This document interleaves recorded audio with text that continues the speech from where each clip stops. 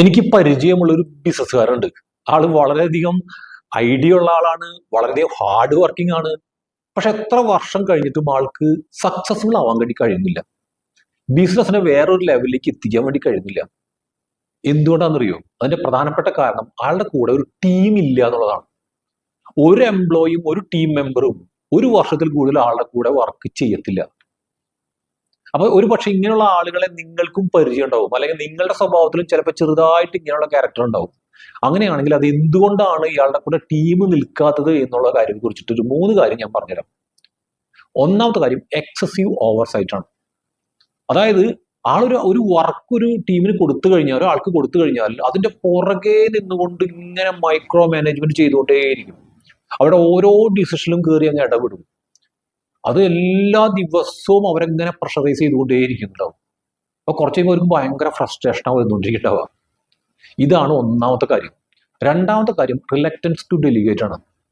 ആൾക്ക് കൂടെ എത്ര ടീം ഉണ്ടെങ്കിലും ആൾക്ക് ആളുടെ വർക്കുകൾ മറ്റുള്ളവർക്ക് കൊടുക്കാൻ താല്പര്യമില്ല.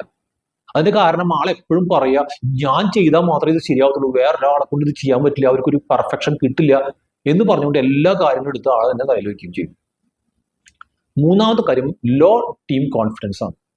ഇയാളുടെ കൂടെയുള്ള ടീം അംഗങ്ങൾക്ക് ഒരാൾക്കും കോൺഫിഡൻസ് ഉണ്ടാവില്ല. അതിന്റെ കാരണം അവർക്ക് സ്വന്തമായിട്ടൊരു ഡിസിഷൻ എടുക്കാനുള്ള ഒരു പവർ അവിടെ ഇല്ല.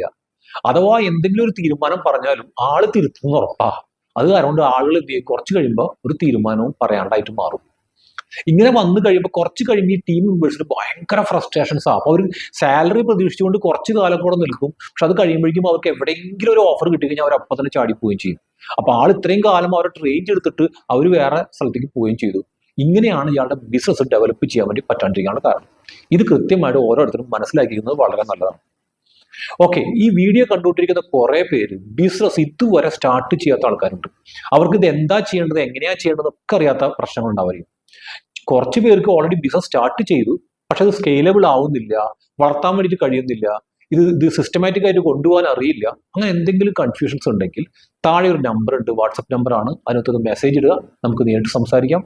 അടുത്ത വീഡിയോയിൽ നമുക്ക് വീണ്ടും കാണാം.